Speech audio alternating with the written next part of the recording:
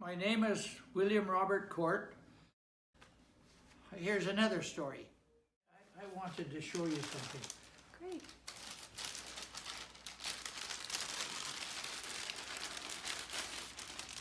As you can see, I'm a real collector here. My playground was down at the waterfront. That's what I like to do, all the time around the breakwater, we'd go fishing.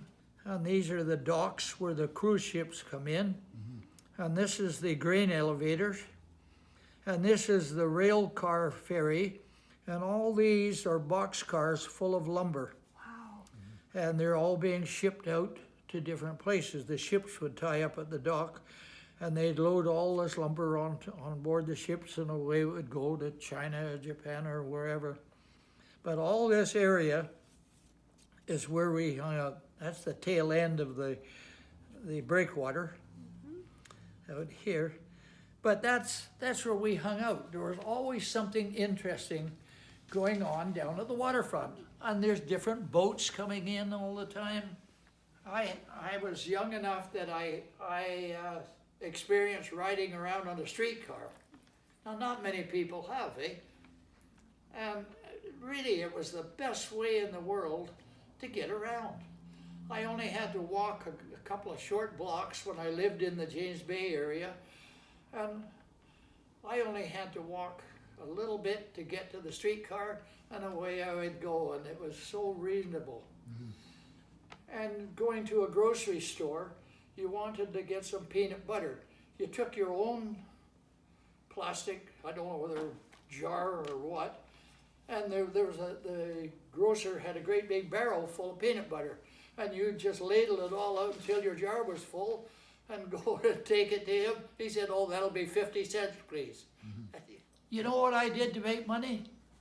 I went down to the wharf at Ogden Point, and I used to catch little sea bass, a couple of different types of fish.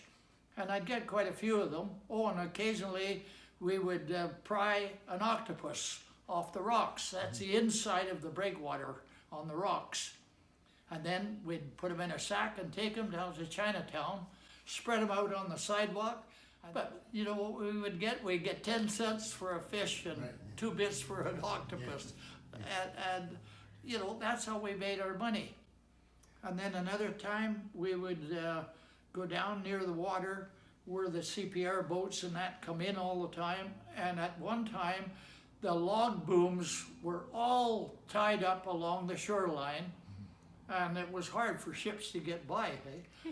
But anyway, we would take a rowboat, go across in the rowboat with an axe, chop all the bark off of the log booms, because they didn't want it anyway. It was all chipped off. So we'd fill up a potato sack full of bark and go sell it door by door for $1 a sack. Right. Well, that's pretty cheap for a whole sack full of bark. When we were about 14 years old, we rowed out from the Dallas Road waterfront. We had a rowboat, 3 of us, and we rowed right across the end of Esquimalt Lagoon and got over where Ocean Boulevard is, and we went up in the bush and cut down half a dozen Christmas trees. And we stuffed them under the seats of the boat, and now we started rowing back to James Bay.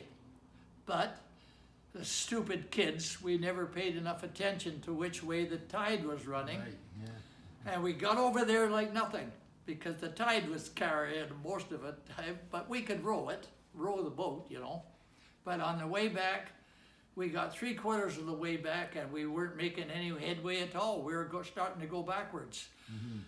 And hell, hey, we were 14 years old, and we didn't know what to do, and we were getting closer and closer to the rocks out there, the army barracks out in Esquimalt. Right.